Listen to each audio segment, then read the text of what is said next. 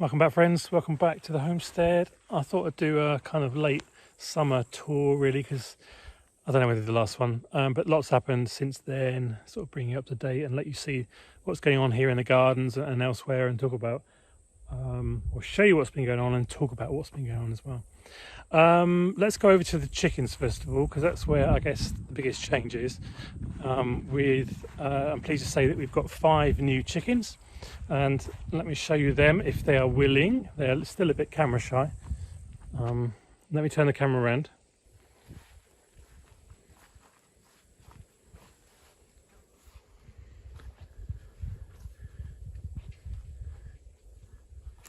There's one down there. Just run underneath.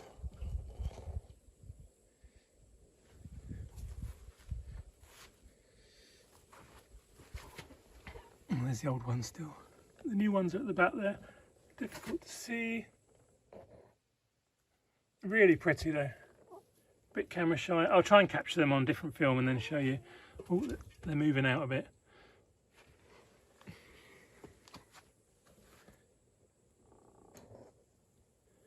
There we go.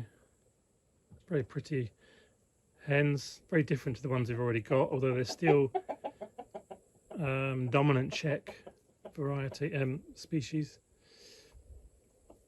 Right, so that's chickens.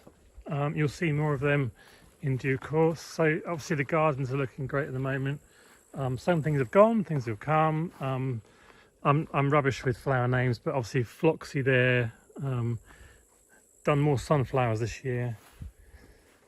More Floxy over there. Sunflowers and Rebecca. These sunflowers here, if you can see them without the glare, look really tall. I think they're about 3.5 meters, something like that. What's that, 10 feet? Got the flower beds, dahlias. These marigolds. They're very tall for marigolds though, but they are marigolds, I'm sure.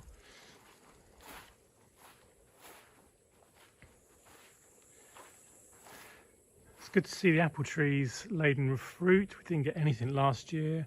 We've only got fruit on these 2 here and then a couple over the back in the orchard. So not everything. The new steps that I built this year look nice with the way that the flowers now arranged. It's like it's always been that way. And the bedding and border plants look nice, more dahlias. Let's go down to, you can see the onions are not very good onion harvest. I mean, there's plenty, but they're just not very big. They're curing at the moment, and we're just starting to peel off the skins and then put them into storage. Go and look at the greenhouses quickly. So the autumnal raspberries are coming up. Start to enjoy those in the next few weeks, I think. Even our blackberry bush, I think it's got some blackberries on. We've waited several years for that to happen.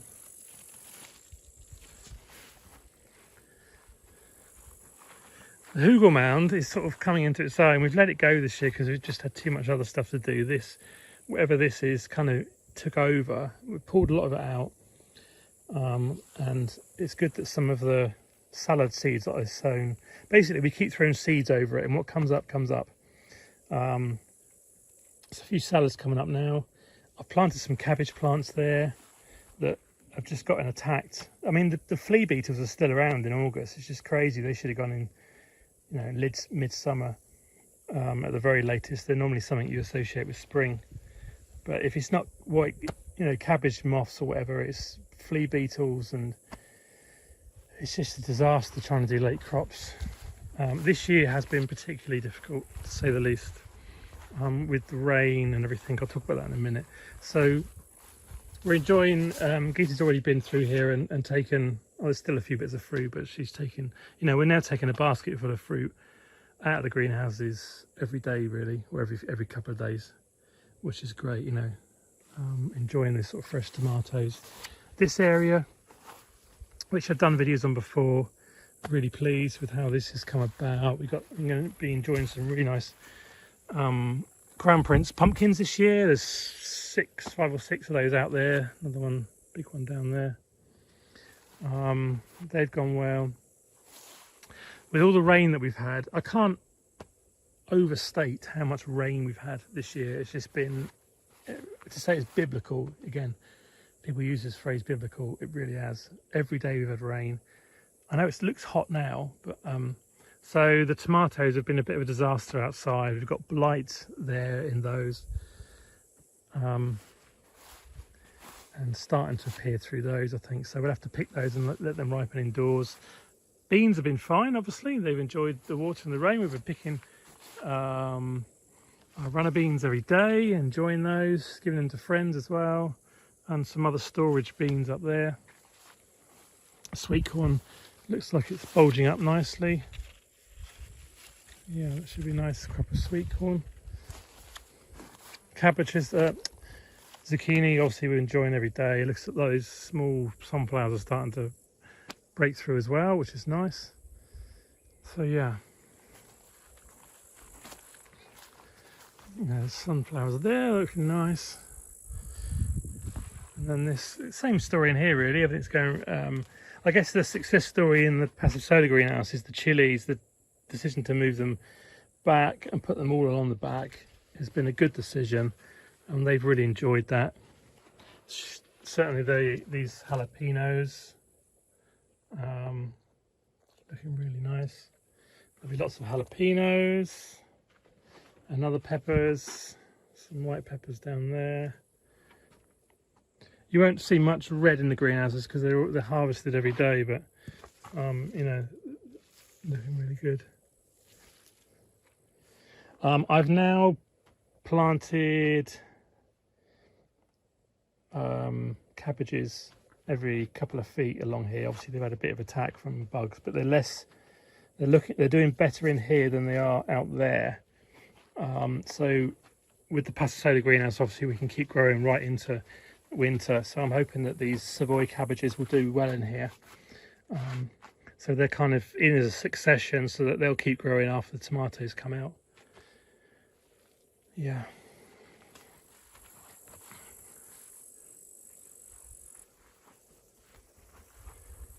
Let's go around and have a quick look at the back garden, what's going on there.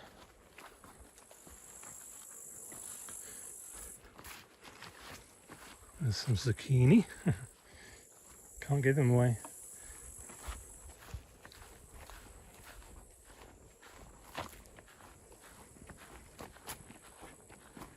A few more outdoor tomatoes here, which are doing nice. They don't seem to have suffered too much with the rain. Okay. I did a video recently, well, a few weeks ago now, about successes and failures in the garden. You know, we've now had, back then I didn't know how serious the rain was going to be, but the rain is now added to the complications on top of that. With, you know, when we've had a downfall, it's a really heavy downfall as well. It never rains, it pours, as they say. Some of those cabbages that I wasn't happy about have sort of, I'm amazed because all the big leaves got completely destroyed, but they've, you know, come into heads a bit. So brassicas are a bit hit and miss. Some are doing really poorly, like the Tuscan kale, but the curly kale should make up for that. Trying to, you know, they've had the onslaught of the cabbage moths now, which we're through the worst of that, really. The leeks I was happy about. I've not really done anything more. You know, the problem with the rain is it's washing in this sandy soil that we've got. It washes out all the nutrients, and a little bit of rain here and now, which you would expect through summer, is fine. That works really well. But when you've got rain every day and it's heavy rain, it just goes through this sandy soil and just washes everything out. And it doesn't matter how much more fertility I put in, liquid fertility, which is my preferred fertility, it just washes out. It's a waste of time. It's a constant battle. So that's why a lot of things have suffered. Carrots are doing okay, and we've started thinning those out now. So we've had a few carrots, you know, sort of that size already out of here. I need to thin out more of this this end. But so I planted some cabbages here. A few, actually, this little bit where they're a bit further, space further apart, are cabbages, and then these here are called fodder brassica, which is really, fodder is a food for animals. They're supposed to be for chickens or whatever, but you can see they're just obliterated by cabbage worms, and as long as they don't eat the centre out, they will come back. As you can see, some of these, like that one, these are coming back nicely now.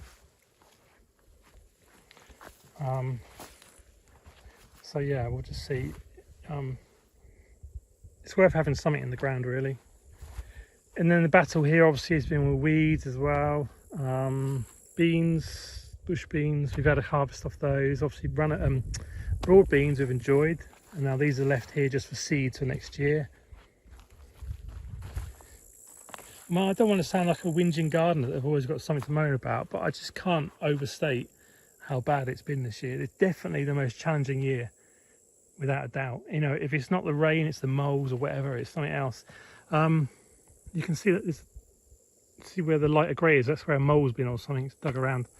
This bed is completely sown out to peas now, as pretty much a cover crop. Obviously, if it's not the moles, it's the cat, isn't it? It's the cat that's done that. The rain has really inhibited the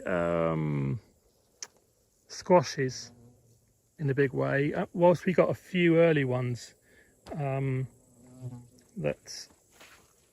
pollinated from 6 plants all along here, there's about 3 fruit, I think. We might get some late ones, and that's fine as long as we don't get frost too early. There is one outside the fence somewhere. You can see the plant over there has gone way outside the fence.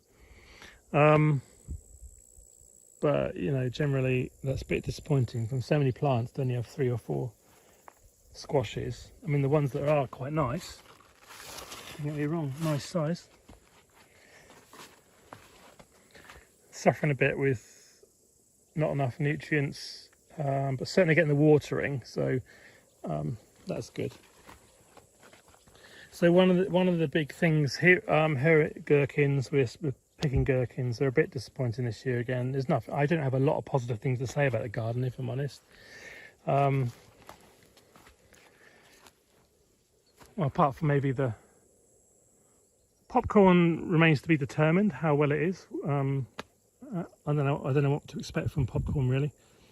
But going by the tassels and the brownness of the tassels, they look like they've pollinated well, but we'll wait and see. This crop, sorghum grass, you can see the seeds at the top there. You pick those from the top and then you save the seeds like a grain so that they look okay. Obviously what the rain has done is caused blight in the potatoes. Thankfully they were flowering for some time before the blight took out, so I'm hoping that there will be potatoes under there. I should probably put my hand down and have a look.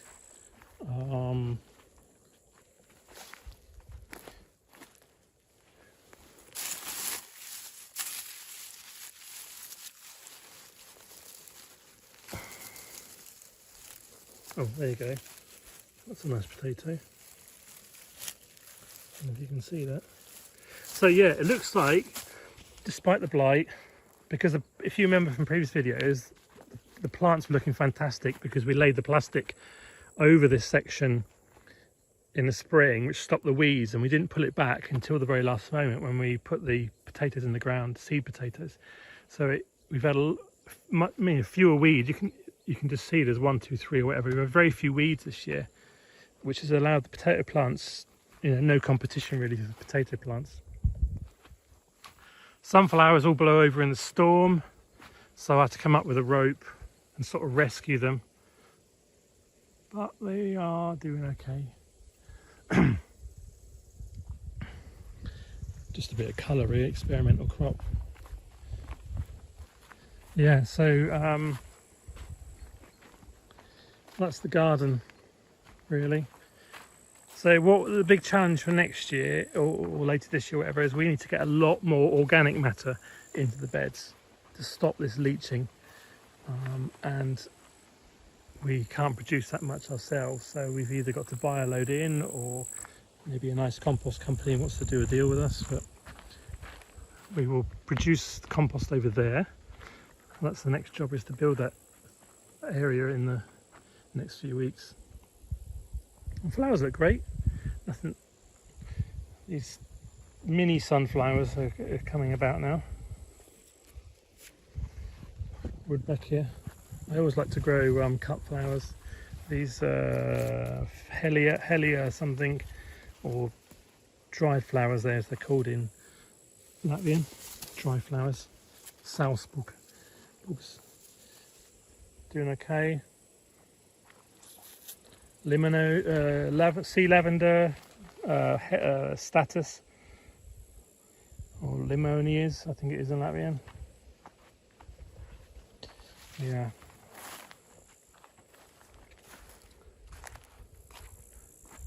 Beetroots over there, done okay. I mean, you know, there's things that are okay, but it should be a lot better. So there's always next year, as I keep saying, always next year. So let's have a look. That's what's going on at the moment. Firewood is all done, and we're now processing all the bark from the firewood to make it into a mulch. So yeah. Okay, thanks for watching. If you've got this far, thanks for being a part of what we're doing here. Hope you enjoy the tours and the videos, and stick with us. Lots of other interesting videos coming up. Obviously we're really busy at the moment with the harvest and all that kind of stuff, but I'll try and get a video out as often as I can.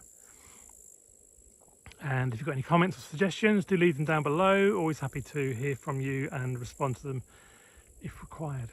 Thanks for watching again, and see you in another video very soon. Bye for now.